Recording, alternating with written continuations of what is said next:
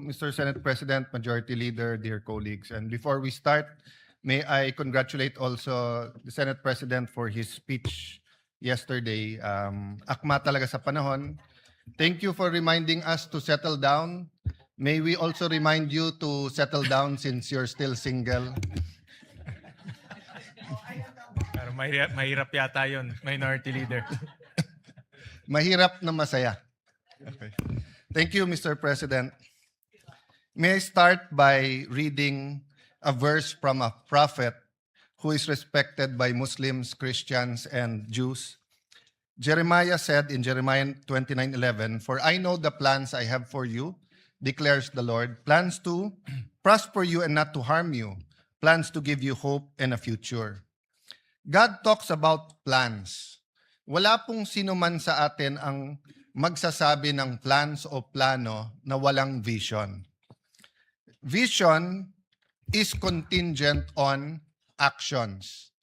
So siguro po sa privilege ng oposisyon at ng minority na magbigay ng kontrasona, napakalaga po na meron tayong isang bagay na pagkakasunduan bilang mga Pilipino, which is a common vision. But in Jeremiah 29:11, when God says He will give us hope and a future, the plans comes from Him. But if we choose our own plans, or if we choose the plans of the devil, the reverse will happen. We will not have hope, we will not have a future, and instead of prosperity, we will have harm. Many times in the 1980s, I asked my dad about politics, about government, governance. Minsan tinatanong ko, bakit marami kang kaibigan sa oposisyon? Bakit marami kang kaibigan sa media? Bakit ganyan ang debate sa batasan pambansa? Ano ang issue ng Marcoses at ng Aquinos? Not knowing that two of them will be my colleagues today. Not knowing that we will have a President Aquino and President Marcos much later. But there was always a common thread in the answer of my father when I would ask him questions. He would say, para sa inyo to, para sa mga kabataan to, kayo pag-asa, para sa next generation ito. It is in that spirit that when I read the Bible and see the Father's heart, the relationship of a father and a son should be the relationship of leaders of a country, leaders of a province, leaders of a city, leaders of a barangay with his constituents. So payagan niyo ako, Mr. President, na ipagpatuloy itong conversation na to na tawagin nating kontrasona sa pamamagitan ng pagtatanong ng isang anak sa isang ama at pagsasagot ng isang ama sa kanyang anak. So syempre po ang unang tanong ng bata o ng anak, Tay, Tatay, Dad, ano po ba ang state of the nation? Siyempre po, sasagutin natin siya, Anak, ang state of the nation ay isang paglalahad ng estado o kalagayan ng ating bansa. Kamusta ang ating komunidad? Kamusta ang ating gobyerno? Ang ating ekonomiya? Maganda ba takbo ng buhay? Hirap ba ang ating mga kababayan? Tay, bakit po kailangan ng state of the nation? Sagot po ni tatay, para may starting point tayo na pag-usapan natin nasaan ba tayo ngayon? Saan ba tayo papunta? Paano tayo pupunta doon? Ano ang vision, goals, plans, at mga programa? Ano ang pananalapi na kailangan natin para ma-achieve yung vision na yon na gusto natin puntahan? Kaya kasunod parati ng SONA, ang pag-deliver ng Executive Department ng national budget or yung kanilang proposal sa both houses of Congress. Anak, nasa demokrasya tayo, kaya hindi pwedeng diktahan lang tayo. Kailangan natin ng national discussion, pag-uusap para magkaisa tungo sa isang vision or pinagkaisahan vision para sa ating bansa at ating kababayan. watak-watak na nga tayo. Lalo pang nagkakawatak-watak kapag ka may mga suliranin o crisis. Ano kaya ang pwedeng magpakaisa sa atin? Or ano po kaya ang pwedeng magbigkis-bigkis sa atin? Una po, ang pagmamahal sa Diyos. Pangalawa ho, pagmamahal sa isa't isa. Pero ngayon po, pag binabash natin yung isa't isa, nagagamit na rin ng Diyos, nagagamit din yung pagmamahal sa bayan, pagmamahal sa isa. So may I propose that we work together for a common vision. We will disagree how we get there. We will disagree what to prioritize, how much to put where, how much time to spend on each issue. But if we agree on a common vision, then we have something to truly give the next generation. Tay, ano po ba ang vision? Ano po ba ang goals? Ano po ba ang plans? Vision ay siyang nakikita ng isang leader o na isang community. Ito ay isang kaisipan na kung saan niya gustong dalhin ang kanyang pinamumunuan. Kailangan ng pagkakaisa papunta sa isang vision. I'm reminded of the story told by many people, including Dr. Miles Monroe, of the story of Walt Disney. There was this particular ride that was going to be groundbreaking, first of its kind sa Disneyland. He put a bench, he continued to just look at that area, then started drawing, then called his engineers at sinabi niya sa engineers, eto ang gagawin natin bagong ride. Magiging bagong section ito ng Disneyland. He died before it was completed. When it was completed, the MC called the wife and said, before he passed the mic sa asawa, sabi niya, nakakalungkot because hindi makikita ni Mr. Walt Disney yung project niya. So pagkuha po ng mikropono ng asawa, sabi niya sa MC, ikaw ang nagkakamali. Kasi ayan yung upuan, no? Araw-araw nakikita ng asawa ko yung project kasi may vision siya. Tayo, ngayon lang natin nakita yan. So, isn't it time that we provide a better vision, a more comprehensive vision, that we articulate what we really want instead of political slogans, no? Importante yung political slogans, a safe and comfortable life, better Philippines, para sa may hirap. Importante po yung mga yon. Ngunit napaka-importante po na may shared vision tayo. Tay, ano po naman yung mga plano? Ang plano ang sasagot sa mga tanong na paano natin ma-achieve yung vision? Paano tayo makakapunta sa gusto natin paruunan? Ang plano ay dapat may mga goals. At ang goals ay dapat nababase sa kakayahan at potensyal. Huwag tayo gagawa ng goals na hindi naman kayang i-achieve dahil pambobola lang yon. Pero wag na din nating maliitin ang ating mga sarili. Wag nating sasabihin okay na yung grade na 75 kung kaya natin ng 80. Wag natin sabihin okay na yung 80 kung kaya natin ng 85. Potential is very important. Para malaman natin ang potential, may proseso ng analysis at comparison. Kailangan natin maikumpara sa tamang paraan ang ating bansa na ikumpara sa mga mauunlad na bansa at sa mga bansa na ka-level natin. Tulad ng Singapore, Thailand, Vietnam, Malaysia, at mga bansa na mas maunlad sa ating katulad ng Japan. Of course, ngayon sasabihin natin Korea, but once upon a time, baliktad yung storya. Balikan po natin yan. Tay, magbigay ka naman ng halimbawa. Anak, tignan nyo yung GDP per capita natin in current dollars. Ng 1970, ang Thailand ay 197.1, ang Vietnam dahil gera doon 67, ang Philippines ay 200.9. Ng 1980, ang Thailand ay 708, ang Pilipinas ay 767.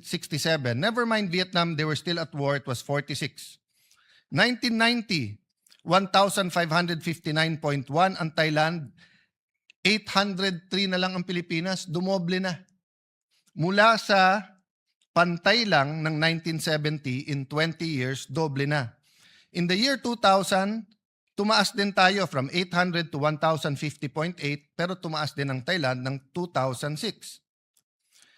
2010, 4,973, tayo 2,162. Hindi ko na isa-isahin yung mga bansa, pero tignan nyo po. Sa ngayon, Thailand, 8,056. Pang 87 sa mundo. Pilipinas, 4,170. Pang 119 sa mundo. Vietnam, 5,066. Pang 101, pang 111 sa bansa. Pero tignan nyo po, 1970, 67, 1980, 46, 1990, 98. Hanggang 1990, $100 lang ang per capita nila. 2,404. 2010, it was 1,600. Pero ngayon po, nasa 5,000 na. Malaysia, 13,000. Singapore, 98,000. South Korea, 36,000. Japan, 35,000. Tay, ano ba ang estado talaga ng ating bansa? What is the state of our nation? Ang estado, anak, ng ating bansa, ang ating bansa ngayon ay dumadaan sa kahirapan. Mahirap, anak, mahirap. Mahirap, ngunit malaki ang potensyal. Mahirap, ngunit may dahan-dahan na pagbabago. Mahirap, ngunit malaki ang potensyal. May mga pagbabago, ngunit puno ng pagsusubok. Puno ng pagsusubok at ng peligro. Hirap ang mga namamasadang tricycle at jeep, mga riders. Hirap sa taas ng presyo ng diesel at kuryente. Hirap ang ating mga magsasaka. Mga anak ng magsasaka, ayaw na po nila maging magsasaka o farmers. Hirap po ang mga estudyante, marami rin pong tumitigil sa pag-aaral. Hirap po ang ating mga OFWs kasi tumaas man ang presyo ng dolyar, labis din tumataas ang presyo ng bilihin at ng kuryente sa ating bansa. Tay, malaki din ba ang potensyal ng ating bansa? Malaki ba ang potensyal ng Pilipino at Pilipinas? Nako anak, siguro sa buong mundo baka Pilipinas ang pinakamaganda potensyal. Bakit po? Mayaman at maganda ang ating bansa. Pag-usapan natin pinakamataas na bundok.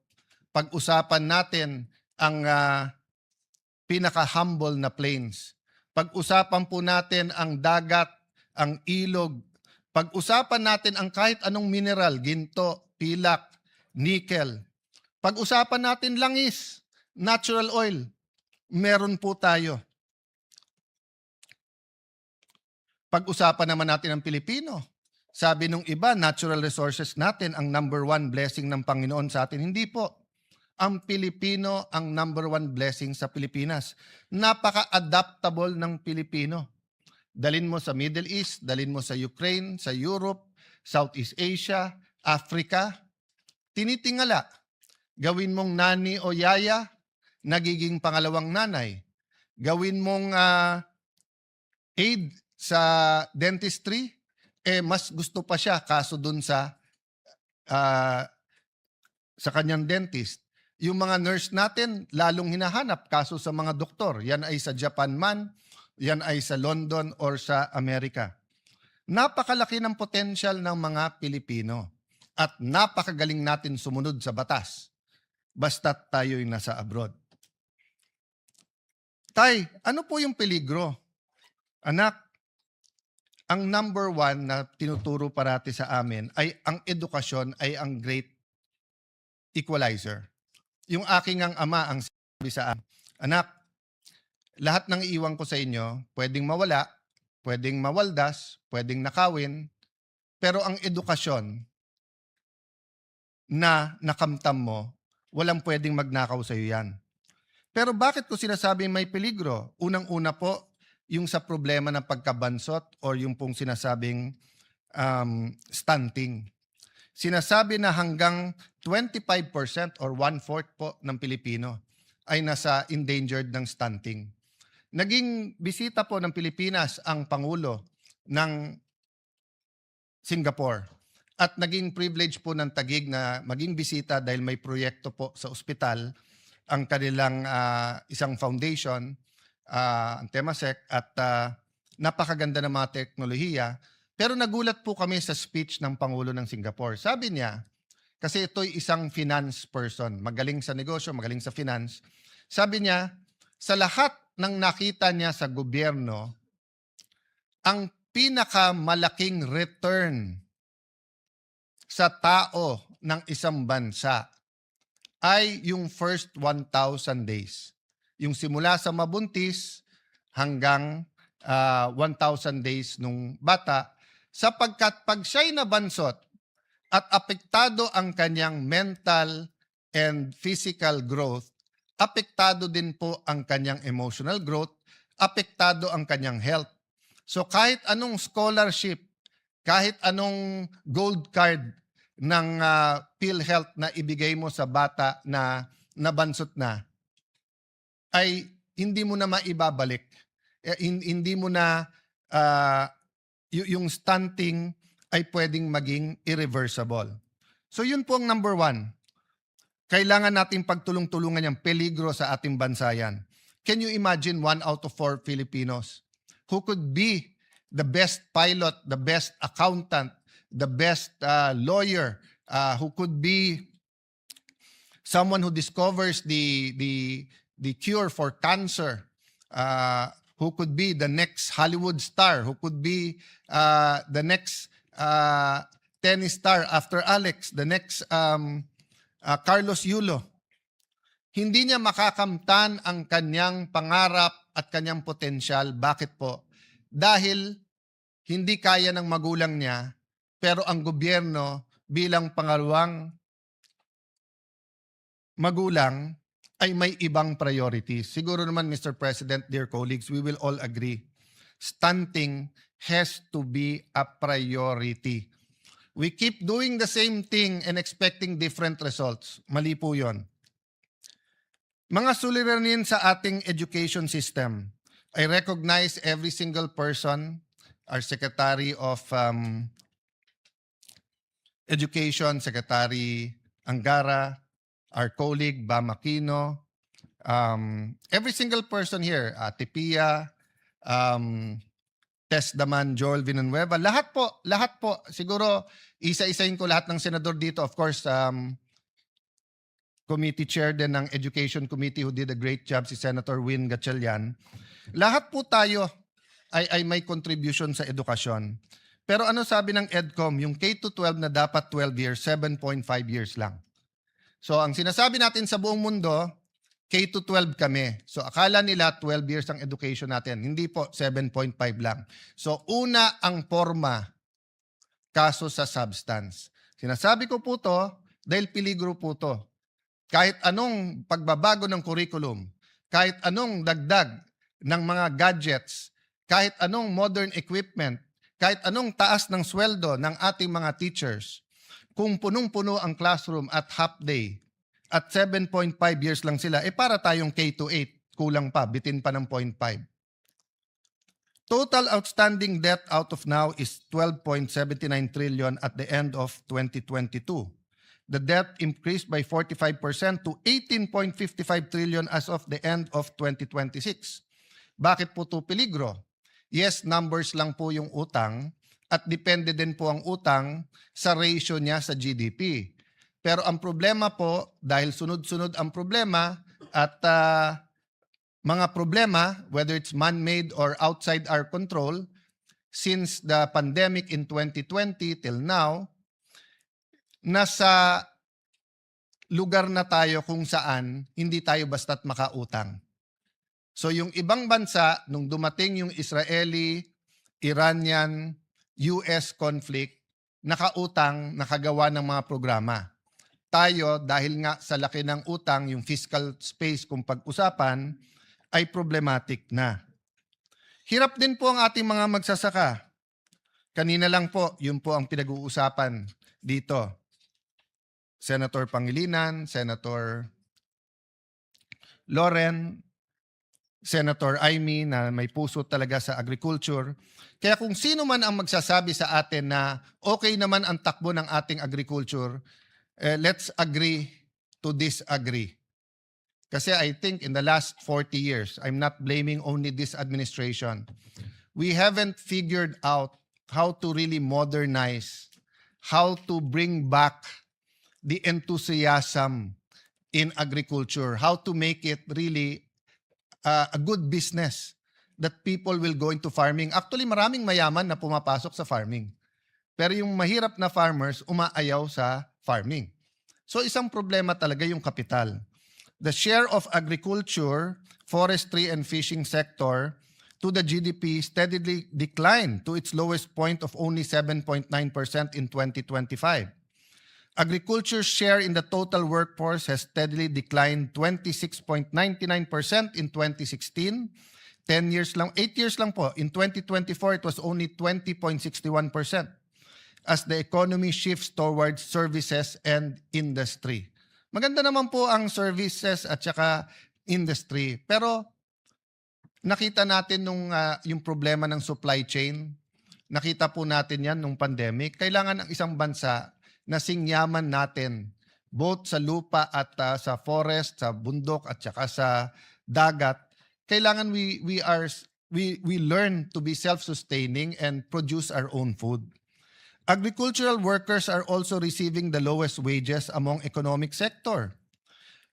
Poverty incidence remains high among agricultural workers and farmers, 27%, and fisher folk, 27.4%, based on PSA data of 2023. Parati kasi tayong nagdi-disagree, kaya napabayaan ang agri.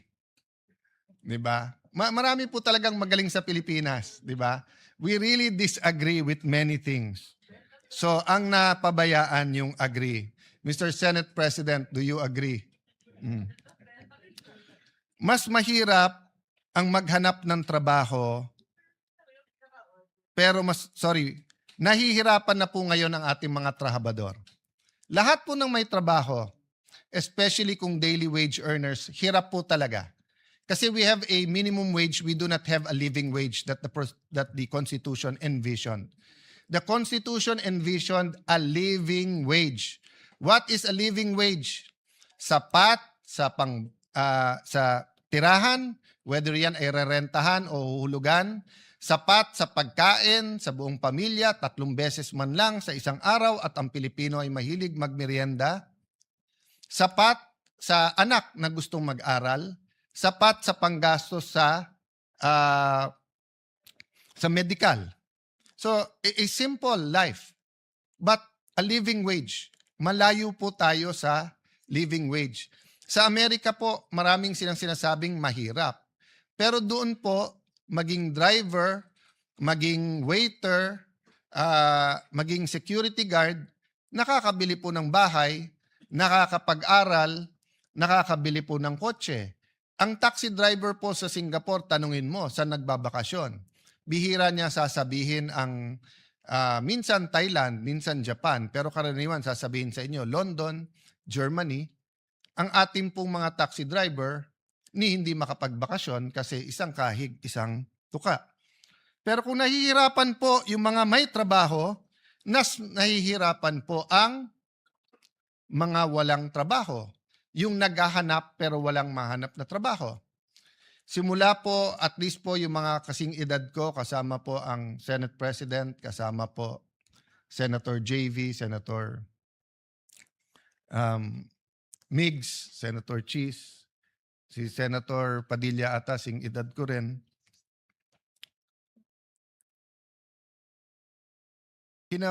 Namulat na po kami na may OFWs. And may lugar po na mabibilib ka, for example po, ibang-iba ang akalain ko sa Saudi. Pero pagdating ko doon po, kahit draftman kahit hindi po siya architect or engineer, bossing-bossing doon. Talagang sanay sa mga lugar, etc. No? May mga peligro din, pero lalo po kung ikaw isang professional, ikaw isang architect, for example, doon, na pagtatapos yung anak at magka-ambisyon man sila na yung anak nila ay magtrabaho din doon, it is from strength to strength or from one level of socioeconomic status to a higher level. Hindi katulad po, for example, ng iba nating mga nani sa Hong Kong na ang kinikita ay katumbas po ng 18 to 25,000 pesos. Kung 5 yung anak, it barely pays the bill. So malamang po yung asawa OFW din. So malamang po yung anak kay tita or kay tito or kay lolo o kay lola tumitira at lumalaki. At ang problema, dahil nga sa poverty, hindi rin po nakakatapos yung iba. Second generation sila na OFWs, pero hindi tumaas ang antas ng trabahong at ng kita na inaasam-asam nila. So ang tanong ko, Mr. President, going back to vision, can we not have a vision, whether it's 5 years, 10 years, 20 years, where a Philippine president can say, at this year, there will not be any more, let's say it's 2026. Wala bang pwedeng magsabing in 2041 or in 2050? Yung totoo hindi bola. O in 10 years, wala nang Pilipino na OFW na napilitan lang mag-OFW dahil walang trabahong maganda sa Pilipinas. So you will always have expats, you will always have OFWs who want to work somewhere. So if artists love Europe, let them go to Europe. If you want to specialize in a certain branch of medicine and want to study in the US or London, you're free. But yung sasabihin mong, hindi, chef ako. So may nakausap kami sa Singapore. I think ang sweldo doon is between 70 to 110,000. Semi-fast food pa yon. Sabi niya, sir, kalahati lang. Kung 110 ang sweldo ko dito, kitain ko lang 55,000 sa Manila. Okay na ako. Pero kung hindi ka rin naman chef ng first class na restaurant o hotel, hindi ka naman kikita ng 55,000 dito. So napipilitan siya mag-abroad. At pag tinanong mo bakit, hindi para sa sarili niya. Hindi para magka-iPhone siya. Hindi para magka-kotse siya. Kung hindi para makapag-aral yung kanyang mga anak. Para may bahay ang kanyang mga anak. Negosyante, Mr. President. Usually, negosyante ang nagbibigay ng kulay, nagbibigay ng sigla, at pumapalakpak pag may sona. Pero yung sunod-sunod na problema, some we under our control, some hindi. What is not under our control? 2022, patapos yung pandemic, nangyari yung conflict ng Russia at Ukraine, may mga inflation na nangyari. Flood control, in a sense, it's under our control because it could have been stopped, pwedeng hindi, or how are we handling it? Iran, US, and Israel, it's not in our control, but how we reacted is up to us. Nauna pa yung Senate Yung sa ating protect at ang ating Senate President nagpatakbo nun. Yung uplift, sumunod na lang yon. So we could have reacted faster and better. Having said that, nandyan na yan, how do we prepare ourselves to not only be active, proactive, but to really achieve what we can achieve through our potential. Hindi yung pwede na. So tay, tanong nung anak, sinong may kasalanan? Well, anak, madaling magturo. The easiest thing to do for the opposition is to point at the administration. The easiest thing to do for the administration is to point to the secretaries. Secretaries can point to Congress, which they sometimes do. We sometimes point to them because it's the implementation. The local government will point to us, and then to the national government and the local government, and the national government will point to the businessmen. So ang daling magturo. Pero siguro, anak, for the sake netong state of the nation at paano tayo magkakaroon ng common vision, sabihin na lang natin ganito, parati naman merong kasalanan, pero ang pag-usapan natin, sino may responsibilidad? Kasi maaring hindi mo kasalanan, pero may responsibilidad ka pa rin. Di ba? So, those not involved in the flood control, are still responsible na ayusin natin ang bansa at tanggalin ang corruption. Those walang kasalanan dahil tumaas ang presyo ng diesel, dahil may problema tayo sa fertilizer, dahil byproduct siya ng natural gas. Di natin kasalanan yon.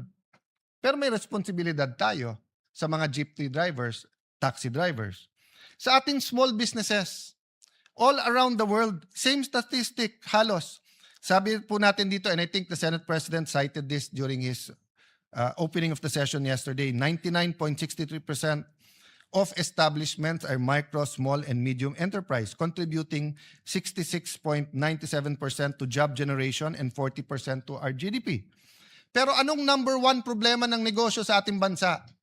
Dagdagan ko pa, problema ng gusto magnegosyo, may magandang idea, masipag, matalino. Pero ang problema, walang kapital. Pag tinanong ng gobyerno, ang gobyerno, saan kami kukuha ng kapital? Sasabihin bangko. Hindi ka naman basta pautangin ng bangko eh. Land bank nga eh. Nasa batas na nga na magpautang sa magsasaka. They'd rather pay the fine than magpautang sa mga agribis na maliliit. Kung wala ka rin isasanla sa bangko, wala ka rin titulo ng lupa o wala kang sasakyan, wala kang mga ari-arian, sasabihin sa'yo, diyan ka sa pawn shop. Eh sa pawn shop, bukod sa mataas ang interest, may isasanla ka pa rin. So, saan ang baksak ng ating mga kababayan? Sa 5-6. Don't get me wrong. 5-6 is a service. Diba? So, for example, sa palengke, wala ka ng kapital. Eh may piyesta o kaya Pasko. Maraming namamalengke. Eh kung kikita ka naman ng more than 20% in 1 month, let's say 25-30% tubo mo o kaya 10% per week, so 40% a month, kapit ka na sa patalim sa 5-6. Kasi yung 5,000 mo, babayaran mo ng 200 a day, 6,000, may get 20%. Pero napakataas pa rin nun. Ang yumayaman sa Pilipinas, yung nagpapautang ng 5-6, hindi po yung umuutang. So pagdating po sa gobyerno, sabihin, ilan administrasyon na, sir, bakit hindi natin magaya yung 5-6? Bakit hindi tayo magkaroon ng programa? Ano to ha? The estimates are 20 billion, 50 billion, 200 billion. It's big business. Ano sagot ng gobyerno? 5-6? May pamalit ba tayo doon? Ang sagot ng gobyerno, 6-7. 6-7 lang. O i-google nyo yung 6-7, walang ibig sabihin. So balik ka na naman sa 5-6.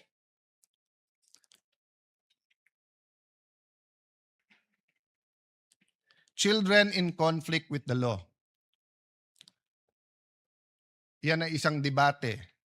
Mainit ang debate dyan.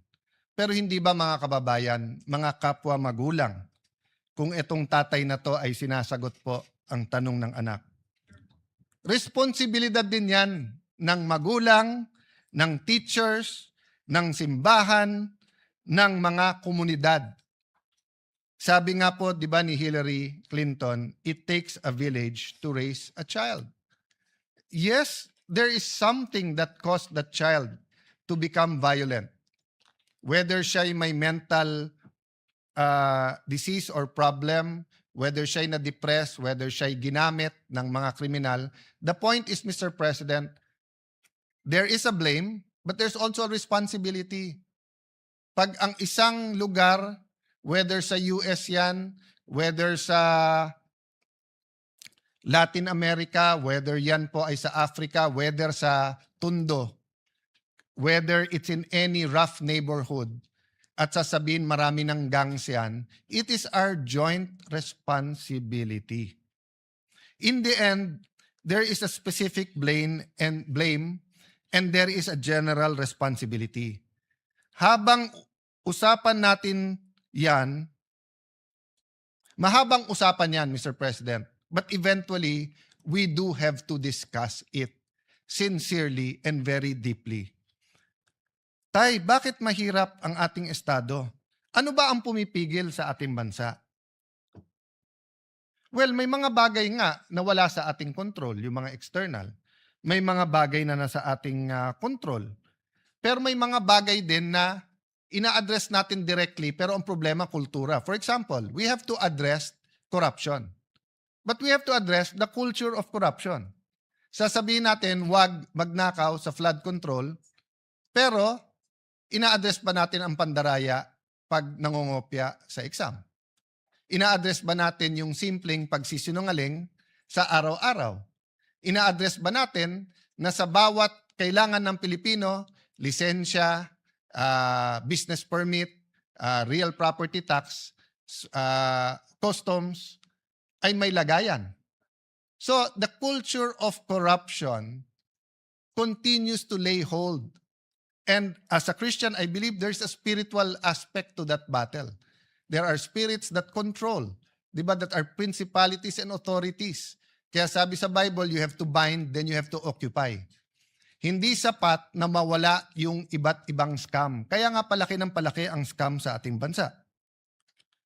Policies ay nagpapahirap din sa atin. Nabanggit ko na kanina yung K-12. Mukhang tama si Senator Jinggoy Estrada. Tanggalin na natin ang 1 o 2 taon sa senior high kasi K-10 na 10 taon na nag-aaral ang bata na mas kumpleto ang gamit niya ay mas mabuti kaso sa K-12 pero 7.5 years lang ang pinapasok ng ating bata. Another example, ang bata ngayon karaniwan sa highly urbanized ay half day. Sabi niya, Tay, ang ganda naman ng tinuturo ng aming mga teachers. Magagaling naman ang aming mga teachers. Yung nasa mga religious schools, parochial school, Christian schools, yung mga nasa madrasa, Brother Robin, no? Sabi, maganda naman tinuturo sa amin eh. Maka-Diyos. Anong problema? Hindi po kung ano tinuturo nila, kung anong nakikita nila. Children learn by what they see, what they experience, not by what they are taught. So, Mr. President, that's a lesson. Mr. President, that's a lesson to us. It is a lesson to us, Mr. President, that in everything we do, the children are watching. And they learn from that. So whether it's the internet, television, whether it's news, whether it's cartoons, whether it's video games, all of this influence them. So what's the solution? Maging klaro kung ano tama at kung anong mali. Diba? Kahit mapanood nila, pero nakita nila, eto, naparusahan dahil mali, matututunan nila mali. Pero Mr. President, pag nakita nila yung mali, nagiging tama sa matatanda, I remember in the 1980s, yung kasama ko parate, he was in the Marines and they were asked during martial law to lecture about not having colonial mentality. Ano po ang ginawa nila? Nagtuturo na ang local is as good as imported. And then kumuha ng sigarilyo, at that time dito pa pinapasok yung sigarilyo, kinuha Blue Seal. So, yung mga tinuturuan, hindi matuto. Mr. President, pumunta ka ng Hong Kong, Singapore. Sabi ni Senator Pia, pati sa Thailand. Napaka-liberal na nga sa Thailand dahil ang cannabis ay pwede, pero ang vape hindi. I think kay Senator Win Gatchalian, ang ating Senate President, without an S, sorry. Ang halimbawa, ang nagsabi na may nagpakita ng statistics, I think that was 2 years ago, 3 years ago, na despite being heavily regulated, hindi na-re-regulate. Halimbawa sa Baguio City, inulat mismo ng City Health Office na may 350 menor de edad ang nahuli dahil sa pagve-vape sa loob ng 1 taon. Ayon din sa isang survey, 1 sa bawat 7 kabataan Pilipino na edad 13 hanggang 15 ay kasalukuyang gumagamit ng vape. Nakita din na malaki ang tinaas ng paggamit ng vape ng mga kabataan nitong mga nakaraang panahon at mas marami ring kabataan dati namang hindi naninigarilyo ang nagsisimulang gumamit ng vape. Tay, ano naman yung issue sa PhilHealth? Ay nako, pabayaan na natin si Risa Antiveros, si Senator Bongo, si Senator Pia Cayetano, si Aimee, at lahat ng iba, si Senator JB, na napakahaba na ang diskusyon doon. Pero ito lang ang sasabihin ko sa iyo, anak. 20 years ago, more or less, or more pa, maybe more than 20 years ago, nagkaroon ng programa ang Thailand magbayad ka ng 100 baht, libre na lahat sa ospital. Ngayon, 30 na lang. 30 baht, libre lahat. Ba't hindi po natin magawa yon? Ganun lang kasimple. Medyo humaba na yung speech ko, anak, kaya hindi ko nababasahin yung statistics ng health. Tay, pinapanood ko ang Pangulo kahapon, bakit unang-una niyang binanggit ang flood control? Ganyan ba ka-importante yung issue na yan? Bakit una niyang binanggit? Anak, biggest issue of the year yan eh. At pinakamalaking skandalo sa corruption in our history. Anak, importante ma-resolve yan. Anak, importante malaman ng taong bayan yung tunay na nangyayari, anong ginagawa, anong pwedeng gawin, anong reforma ang pwede. Anak, dapat kasi bumalik ang tiwala sa leaders at sistema. Pag yan ay hindi binanggit at hindi inayos, lahat ay suspect.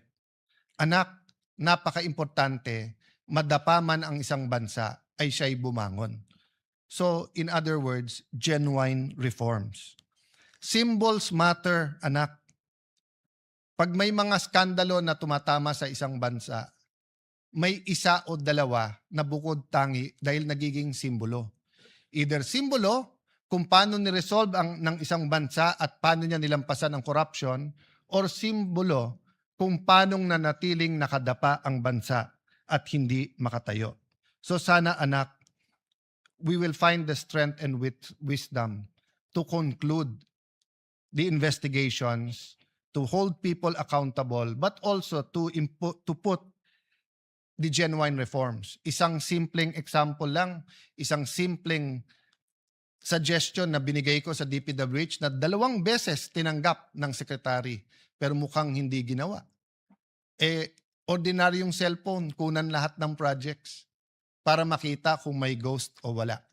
So 1 year later, the problem is hindi pa kumpleto yung data. Pero wag ka mawalang ng pag-asa, anak. Walang bansa sa mundo nang hindi dumaan sa corruption. At walang bansa na umunlad na hindi niya kahit papano na-address ang corruption. Tay, bakit ba pinilit mo na dito tayo sa syudad tumira? Kasi anak, dati at least sa probinsya may makakain ka. Ngayon, dito sa mga syudad, lalo sa Metro Manila, libre ang uniforme pag nag-aral, may scholarship pagka college, pagka single parent, kapag ka PWD, pag senior, may regalo, may cash gift, meron pang minsan mga giveaway. Dito anak, may internet. Mr. President, in 1980, 1/3 lang ng Pilipino ang nakatira sa urban. 2/3 ay sa rural. And we know around the world, mas maganda ang ugali ng mga nakatira sa rural. Mas may sense of community, sense of camaraderie. Mas may malasakit sa isa't isa. Pero napilitan ang mga kababayan natin sa rural. Bakit po? Go to certain parts of France, of UK, even the US, Canada. Rural, pero may kuryente, may tubig, may ospital, may eskwelahan, may internet. Sa atin hindi. Pag sinabi mong urban, sigurado po yan, mayaman. Pag pumunta ka ng rural, mahirap. Ang problema, ang mahirap sa rural, pag pumunta sa urban, mahirap pa rin. Mas maginhawa buhay, pero mahirap pa rin. Mahirap po. So, Mr. President, we should have a real rural development project. That was something I heard a lot in the 70s, 80s, 90s. Pero siguro kasi mas maganda talagang ang sabihin sa isa't isa, sa syudad ako nakatira, nakakalimutan natin. May I pay tribute to isang USEC ng DBM, I think USEC Abuel. I remember when she topped the bar, sabi ng isang reporter sa kanya, "Ma'am, ano pakiramdam mo ng isang taga-probinsya ay nag-top ng bar?" The reporter, I think from there, but I'm not sure from Manila or from there, was referring to na hindi ka taga Manila. Kasi dati, karamihan ng top 10 nandito sa Manila, Manila Law Schools. Sabi po niya, "Excuse me, Baguio is a city." So hanggang ngayon po sa atin sa Metro Manila, pagka hindi ka sa Metro Manila or Metro Cebu o Metro Davao, or minsan taga Metro Cebu ka na, Metro Davao, ang dating sa atin sa mga Metro Manila, taga probinsya kayo. Walang masama po maging sa probinsya. Ang problema po, bakit wala tayong rural development program? Which brings us to transportation. Mr. President, ako'y natutuwa na narinig ko po yung additional trains at stasyon na sinabi in both zonas. Last year zona at ngayon. Pero bakit po, kung titignan natin ang national budget, kalye pa rin ang ating tinututukan? Tignan nyo po ang Laguna Lake, Lakeshore, yung ginagawa pong highway po dyan. Nasabi natin last year at umuo ang DOTR Secretary, umuo ang DPWH Secretary, na pag-aaralan nila kung lalagyan man ng kalye, lalagyan din ng tren. Pero wala akong nababalitaan magandang plano para sa tren na magkakabit ng probinsya ng Rizal, probinsya ng Laguna at Metro Manila. Napakasimple lang po niyan. Ginagawa na po yung kalye. Nire-reclaiman na po yung lake. Ganon din po ang Mindanao Railway. I have to speak because wala po dito si Senator Bato. Pero sa last year budget natin, inamin po ng DOTR kung lalagyan lang nila ng 10 bilyon. And I think Senator JV mentioned this 7 years, basta bago ako mag-DFA or after ko mag-DFA, binabanggit na to. So nagka-problema sa funding sa China. Pero yung phase 1 po ay pwedeng pondohan ng ating gobyerno. Bakit hindi? Huwag tayong pumayag na yung pagkakamali ng Metro Manila at ng ibang lugar sa Luzon ay maging pagkakamali ng Mindanao. Kasi unlike Visayas na grupo ng mga isla, ang Mindanao ay mas halintulad sa Luzon, pero mas mayaman sa Luzon. So sana naman po sa 2026 budget, may pondo na po ang Mindanao railway system regardless kung sino ang nagtatap ng survey sa Mindanao. Patapos na to, Mr. President. Makwento po kasi si tatay at si anak. Anak, malaki talaga ang potential ng Pilipino. Maabilidad kasi ang Pilipino. Tay, ano ba mangyayari pag na-realize natin ang potential? Anak, lahat ng komunidad, lahat ng lugar, lahat ng Pilipino ay makikinabang. E di tay, ba't hindi natin gawin? Maraming dahilan, anak, pero isang dahilan, algorithm. Ngayon, para na tayong fraternities na nagrarumble. Na experience ko sa University of the Philippines, pag may rumble at may brad ka na nagulpe o mayroon kang gugulpihin, hindi na importante sinong tama at mali. Ang importante, protektahan mo brad mo. Sa ating national discussions, sa impeachment, sa flood control, sa iba't ibang mga issue, ang kampihan natin, masarap man kung mas marami kang kakampi, wala nang sanity eh. Algorithm. Parang fraternity, kahit mali, kampihan ka na lang. That's a problem, I don't know the solution. But what can I tell you, anak? Noong 1960s, we were second only to Japan. President Erap kept on saying this during their presidential election in 1998. So ni-research ko yan. Meron palang World Bank study na nagsabi, ang pinakamalaking potential ay Pilipinas, ang pinakamaliit na potential, Korea, Taiwan, Vietnam. Bakit po? Dahil po sa mga gera at kondisyon ng kanilang bansa. Ang Korea, yung Korean War, pero dahil din sa sobrang winter doon. And this was 1960s. The technology was much less. We know about Taiwan dahil nga po sa revolution sa China, and we know about Vietnam that had a long war between the South and North at saka yung hilahan during the Cold War. But wag na nating pangarapin na maging second tayo sa Japan, sa Asia. Balik tayo sa 70s, 80s.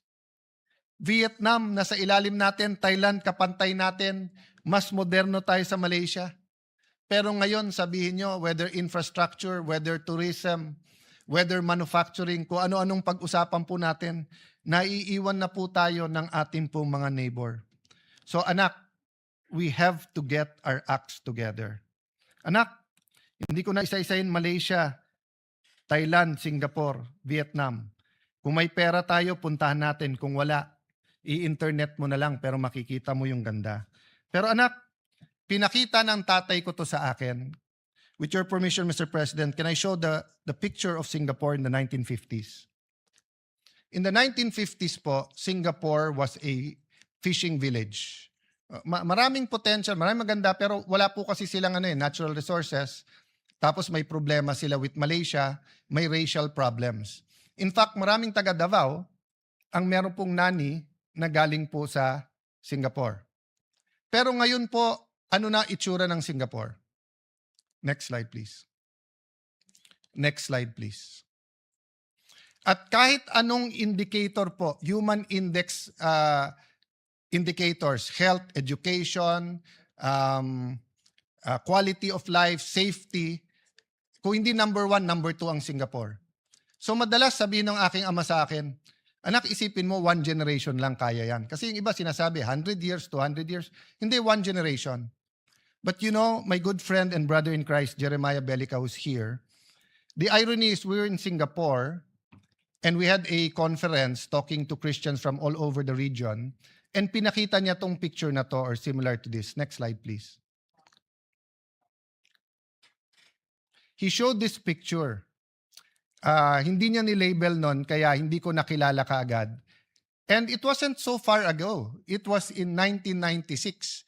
Ito po ang itsura ng Bonifacio Global City. Next slide. Pinakita niya po ano na ang itsura ngayon ng Bonifacio Global City.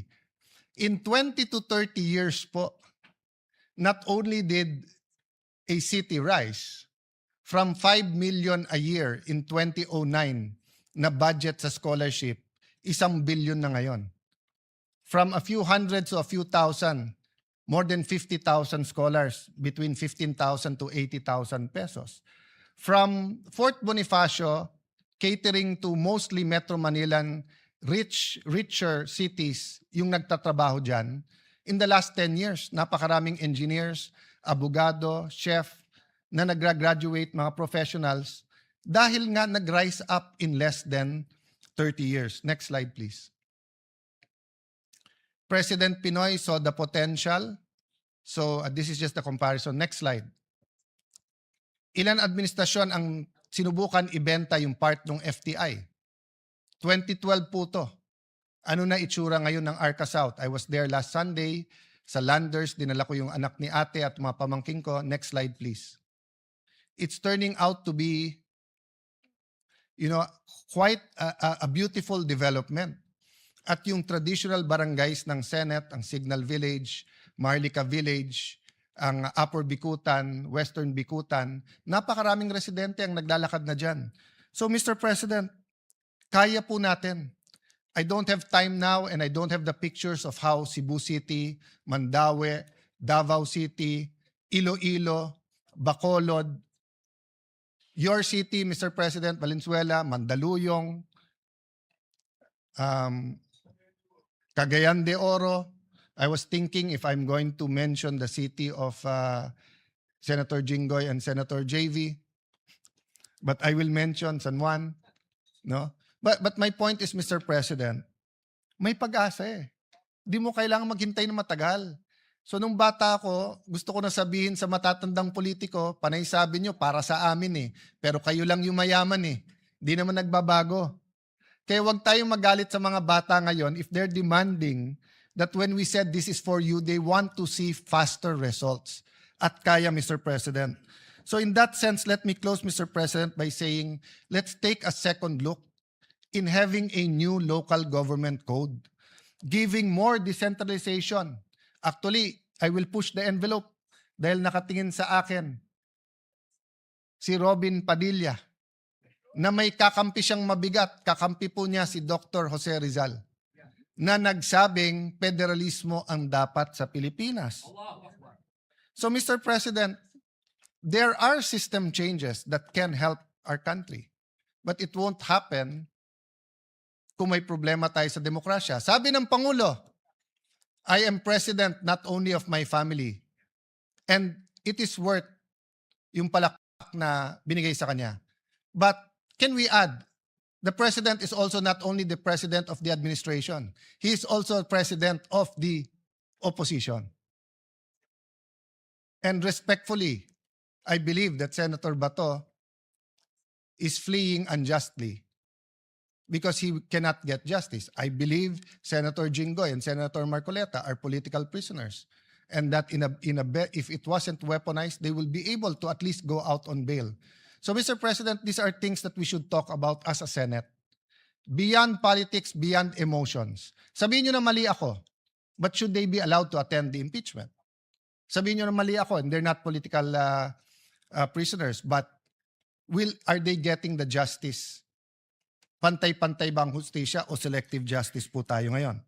Mr. President, I don't know if there's a slide, but if there is, please put it on. So, ang huling tanong nung anak, Tay, ang daling sabihin, common vision. Pero ano yung common vision na yan?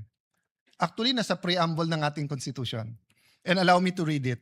We, the sovereign Filipino people, imploring the aid of Almighty God in order to build a just and humane society and establish a government that shall embody our ideals and aspiration, promote the common good, conserve and develop our patrimony, and secure to ourselves and our posterity the blessing of independence and democracy, under the rule of law and a regime of truth, justice, freedom, love, equality, and peace, do hereby ordain this Constitution.